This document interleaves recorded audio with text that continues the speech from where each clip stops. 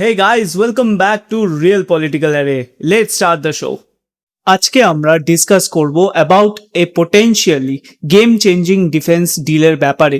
India আর UAE reportedly discussion করছে regarding two advanced Indian defence systems কেনার জন্য।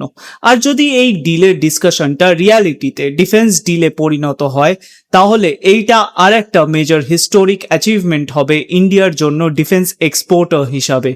After successful defence deals with Armenia, Philippines and Vietnam. আর Gulf states কিভাবে Indian military টেকনোলজিকে view করবে after this soon to be finalize deal, সেটাও একটা মেজর কোয়েশ্চেন থাকবে। সো আর দেরি না করে শুরু করা যাক। রিপোর্টসে কি বলা হচ্ছে? নিউজ আর্টিকেলস অ্যান্ড মিডিয়া হেডলাইন্সে বলা হচ্ছে যে নিউ দিল্লি আর আবুধাবি একদম ইনিশিয়াল কিন্তু ফাস্ট মুভিং টকসে আছে। এটা মানে হলো নেগোসিয়েশন চলছে, এখনো কোনো সাইন্ড কন্ট্রাক্ট হয়নি, কিন্তু দুপক্ষে actively terms and conditions discuss করা হচ্ছে। হেডলাইনে দুটো ডিফেন্স সিস্টেমসকে মেনশন করা হয়েছে। ব্রাহ্মোস, একটা high speed precision strike offensive missile, আর একটা Akash indigenous air defence command and control system with AI driven capability. মনে রাখতে হবে টক্স অ্যাক্সেলারেট হতে পারে, আবার কখনো স্টলও করে যেতে পারে, কিন্তু এই ডিসকাশনের স্পিড খুবই নোটেবল। ব্রাহ্মোসকে কেন সিলেক্ট করা হয়েছে? আমরা যদি ভালো করে দেখি, ব্রাহ্মোস হচ্ছে একটা long range precision strike missile with Mach 3 supersonic speed, highly manoeuvrable and sea skimming capability, মানে সমুদ্রের সারফেস থেকে কিছুটা মিটার উপরে ট্রাভেল করে, যার কারণে এই মিসাইলকে ডিটেক্ট করা মুশকিল। অলসো এটা এনিমিদের জন্য ইন্টারসেপ্ট করাও অনেক টাফ। ইউএর কাছে এই মিসাইলটা থাকার মানে হলো স্ট্রঙ্গার কোস্টাল ডিফেন্স, এনিমি শিপসদের এগেনস্টে highly accurate offensive capability and more credible regional deterrence. Gulf security এনভায়রনমেন্টে যেখানে অলরেডি মিসাইলস, ড্রোনস আর অ্যাডভান্সড এয়ারক্রাফটের ক্রাউড আছে, সেখানে এটা খুব ইম্পর্টেন্ট। অলসো ওয়াই আকাশ তীর? আকাশ তীরকে কেন সিলেক্ট করা হয়েছে? ক্রুশাল ডিটেল হলো আকাশ তীর একটা কমান্ড অ্যান্ড কন্ট্রোল লেয়ার। আমরা যদি ভালো করে দেখি, আকাশ তীর একটু স্পেশাল, তার কারণ হলো it's AI driven automated command and control capability, যা মাল্টিপল রেডার আর সেন্সর থেকে ডেটা ফিউজ করে একটা single unified and synchronised real time air আর্কিটেকচারকে তৈরি করতে সাহায্য করে।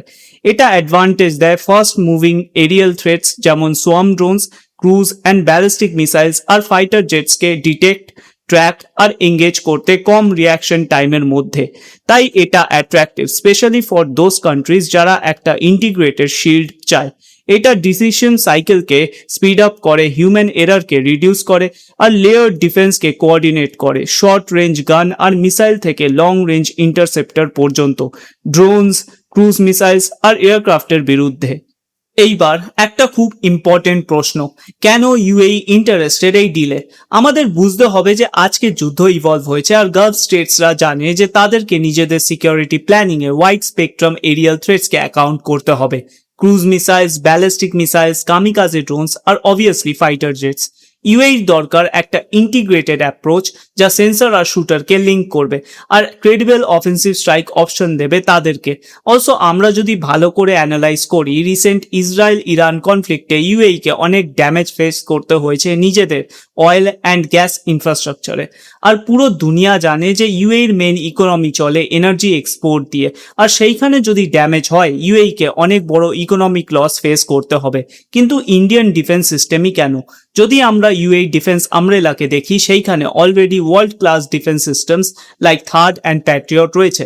মেন প্রবলেম হলো থার্ড অ্যান্ড প্যাট্রিয়ট ব্যালিস্টিক মিসাইলসকে কাউন্টার করার জন্য বিল্ড করা, নাকি সোয়ার্ম ড্রোনসকে ইন্টারসেপ্ট করার জন্য। কারণ সোয়ার্ম ড্রোনসের মেন পারপাস হলো রেডার অ্যান্ড এয়ার ডিফেন্স সিস্টেমকে এক্সহস্ট করে দেওয়া, তারপর সেই ডিফেন্স সিস্টেমকে নিউট্রালাইজ করা, যাকে আমরা মিলিটারি ল্যাঙ্গুয়েজে সিড অপারেশন বলি।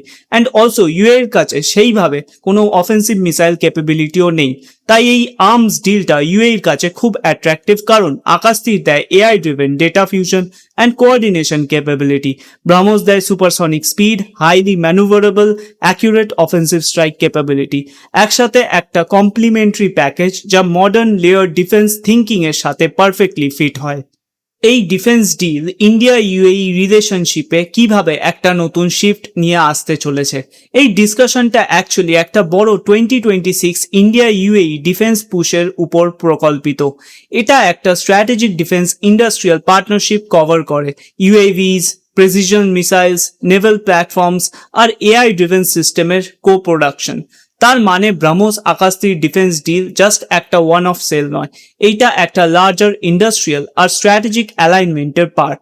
এই ডিসকাশনের শেষে আমি এটাই বলবো যে যদি এই ব্রহ্মোস আকাশতীর ডিল আগে বাড়ে তাহলে এটা শুধু একটা আর্ম সেল হবে না, এটা হবে আরেক হিস্টোরিক মোমেন্ট ইন্ডিয়ার ডিফেন্স এক্সপোর্টসের জন্য, আর গালফ স্টেটসরা কিভাবে ইন্ডিয়ান মিলিটারি টেকনোলজিকে দেখবে তার জন্য, নিশ থেকে মেন স্ট্রিম, অকেশনাল সেলার থেকে স্ট্র্যাটেজিক পার্টনার।